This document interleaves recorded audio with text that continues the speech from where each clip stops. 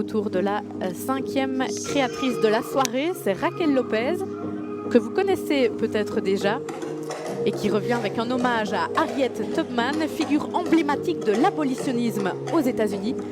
Et elle revient donc pour cette 10e édition avec un hommage aux droits civiques, Alain.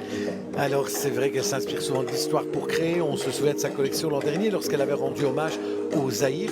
Ici c'est un tout autre thème avec cet hommage à cette femme connue en tant que figure de l'abolitionnisme en Amérique. Et c'est vrai qu'elle a voulu en tout cas mettre en lumière aussi par le biais de sa collection la liberté, la force, l'égalité et la culture et l'histoire. Ça se ressent directement en tout cas quand on voit les premières silhouettes qui défilent.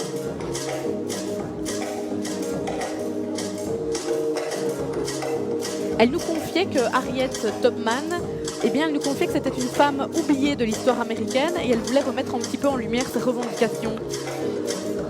D'ailleurs, sa collection se veut féministe. Oui, bien sûr, mais avec des pièces uniques entre le prêt-à-porter et le luxe. Elle se veut militante et féministe, c'est vrai, avec une ode à l'égalité entre les sexes et les couleurs. Et elle s'est inspirée des tenues d'époque et de ce qu'elle portait avant et qu'elle a modernisé à sa façon avec des coupes quelque part audacieuses.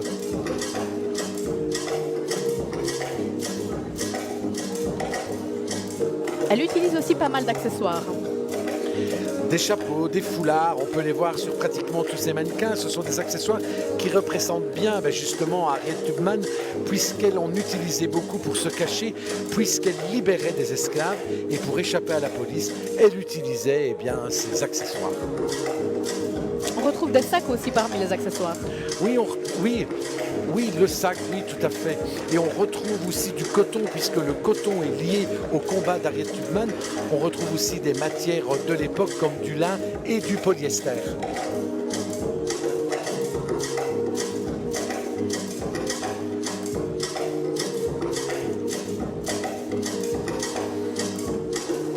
D'ailleurs, c'était un choix d'avoir des mannequins avec une couleur de peau noire. Ça, c'était vraiment une volonté de sa part. Et je trouve que oui, mais elle est raccord.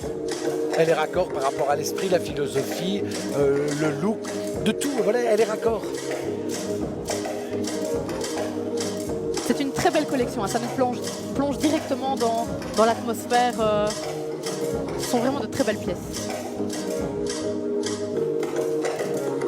Au niveau des couleurs, sur quoi est-ce qu'on est? Oui, alors c'est vrai qu'on va retrouver du brun, du noir, du blanc.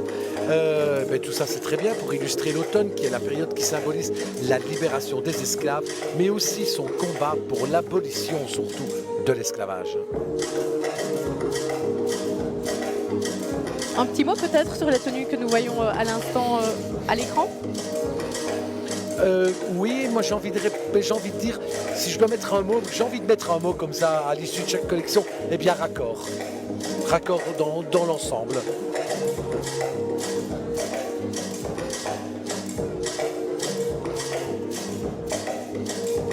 Cette pièce est superbe, oui. Grand chapeau, une grande capeline Borsalino portée de biais. Est-ce qu'on pourrait porter cette pièce-là au quotidien? Oui, il y en a plusieurs. Là, celle-ci, évidemment, que l'on voit défiler à la fin, ça, c'est la touche finale. Mais c'est vrai que dans l'ensemble, toutes ces tenues peuvent être tout à fait portées.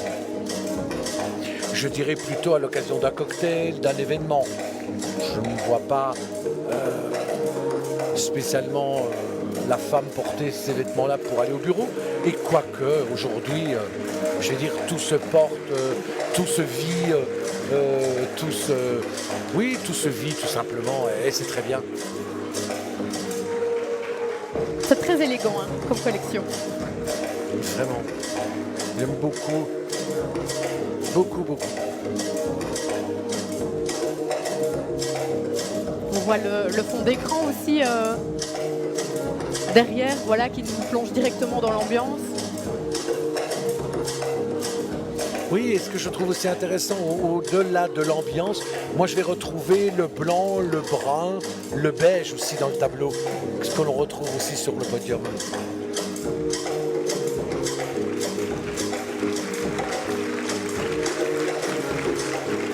Voilà, il voulait porter un message fort pour sa deuxième participation à la Luxe Fashion Week.